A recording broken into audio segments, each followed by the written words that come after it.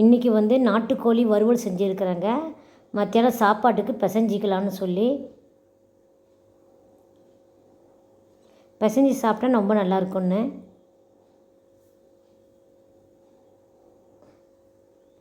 Oil வந்து ஒரு 100 ml சேர்த்துக்கணுங்க. Oil வந்து ஒரு 100 ml சேர்த்துக்கணும். கடுகு உளுத்தம் பருப்பு கொஞ்சமாக போட்டுக்கணும்.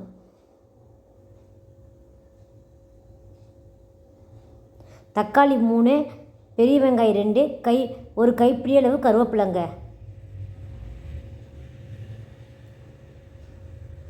ஒரு 3 தக்காளி போட்டால் பிசைஞ்சு சாப்பிடும்போது நல்லா இருக்குங்க.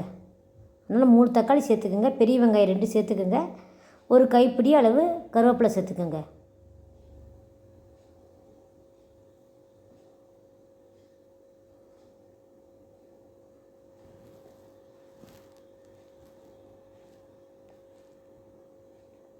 ஒரு 5 நிமிஷம் வணக்கங்க, பச்சை வாசம் போகிற வரைக்கும்.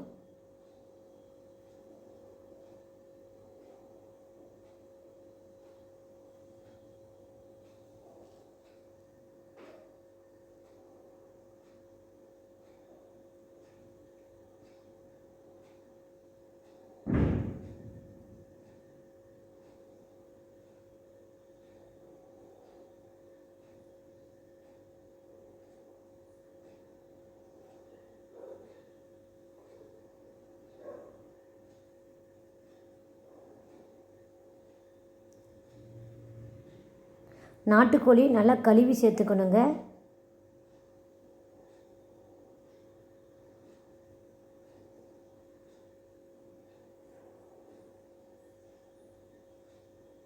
ஒரு 4-5 தடவை நல்லா சிக்கன் வந்து நல்லா கழுவிக்கணும்.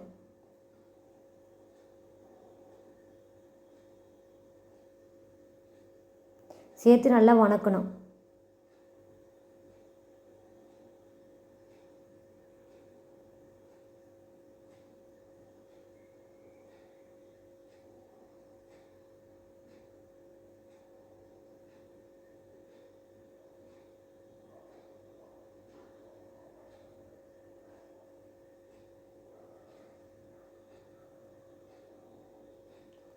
கறி மசாலா வந்து 25 கிராம் சேர்த்துக்குங்க. சிக்கன் கறி மசாலா கடையில் கேட்டு வாங்கிக்கோங்க.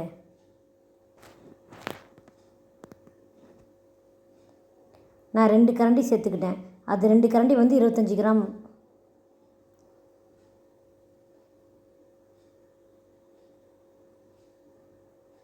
சேர்த்து நல்லா வணக்குங்க.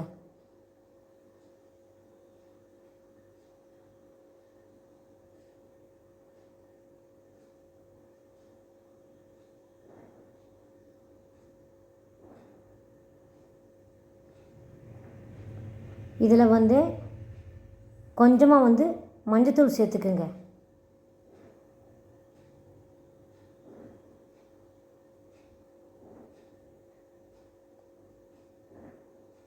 தேவையான அளவு வந்து மிளகாத்தூள் சேர்த்துக்குங்க.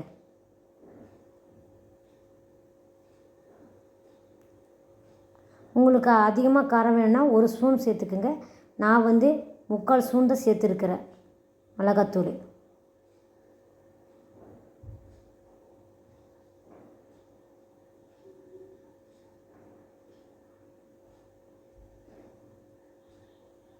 நல்லா வணக்கிறதுல சிக்கன் நல்லா வெந்துருங்க.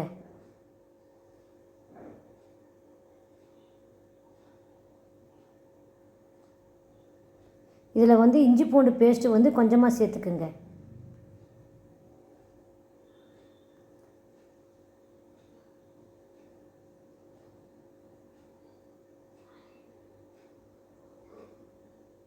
ரெண்டு நிமிஷம் மூடி வச்சுடுங்க.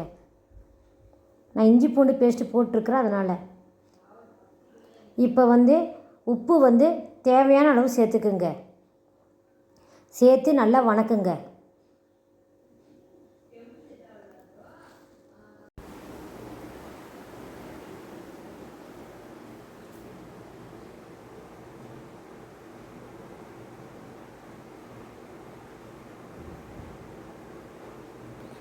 ஒரு 1/2 கிளாஸ் அளவு தண்ணி ஊற்றுங்க.